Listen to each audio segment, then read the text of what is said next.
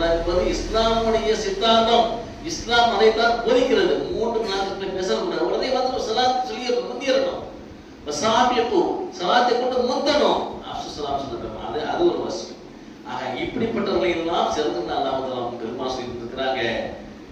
7 வானங்களையும் பூமியும் அவற்றுள் இருக்கின்ற அனைத்தையும் உரிமையான அல்லாஹ்வை எப்பொழுதும் புகழ்ந்து கொண்டே துதித்து கொண்டே தஸ்பீஹ் கொண்டே இருக்கக்கூடிய உலகத்தில் சிறந்தவர்களா. வஸாபிஹு புக்ரத்தும் வஸீலா, காலையிலும் மாலையிலும் நீங்கள் அல்லாஹ்வை நீங்கள் திக்ர் செய்து கொண்டே இருங்கள். அல்லாஹ்வை நினைத்துக் கொண்டே இருங்கள். அல்லாஹ்வை திக்ரில்லாஹி தத்மைனுல் குலூப், அல்லாஹ்வை திக்ரில்லாஹி தத்மைனுல் குலூப்.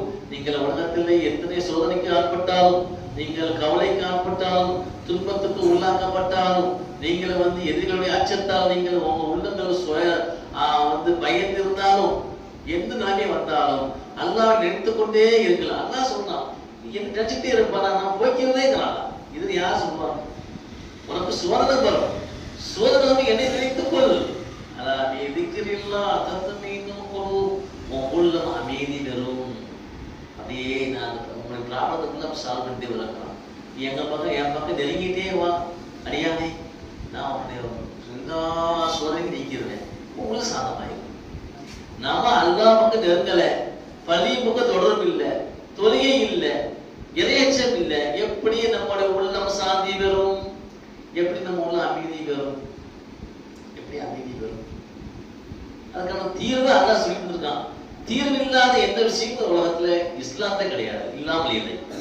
உலகத்துல எல்லா விஷயத்துக்கும் தீர்வு எதுல இருக்கு? இஸ்லாத்தில் இருக்கு. அதை புரிந்து கொள்ளவில்லை. நாம் குர்ஆனை படிக்கவில்லை, குர்ஆனை படிப்பதற்கு ஆர்வம் இல்லை, குர்ஆனை தர்ஜுமாவை படிக்க குறைஞ்சபட்சம் அழகா படிக்கணும். குர்ஆனை என்ன சொல்லப்பட்டிருக்கு ஒவ்வொரு நாளைக்கு ஒவ்வொரு பக்கம் படிச்சாலே போதும். நம்ம வந்து இஸ்லாமை என்ன அருமையா புரிஞ்சுக்கணும். ஆட்டோமேட்டிக்கா நம்ம வந்து நிச்சயமாங்க தக்கியும் தக்கியாயிருவோம்.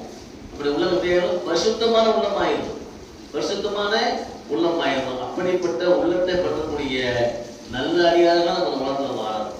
சும்மா இல்லை, குடும்பத்திலிருந்தே ஆரம்பிக்கணும். உங்களை சிறந்த மனிதர்கள் யாருன்னு சொன்னாங்க பெருமாள். அக்மல் முஃமினீன ஈமானன் அஹ்ஸனுஹு குலுகா, இறை நம்பிக்கை கொண்டவர்களின் முழுமையான இறை நம்பிக்கை கொண்டவர்தான் அவர்கள் முயற்சி வேறு உலகத்துல சிறந்தது.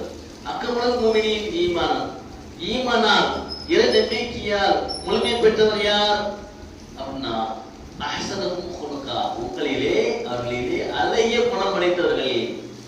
அழகிய குணம் படைத்தவர்கள் யாரு? ஈமானால் சிறந்தவர்கள் பெருமா சொல்றாங்க. சொல்றாங்க வஹைருக்கும் ஹைருக்கும் லினிசாயிஹிம், உங்களிலே சிறந்த யார் தெரியுமா?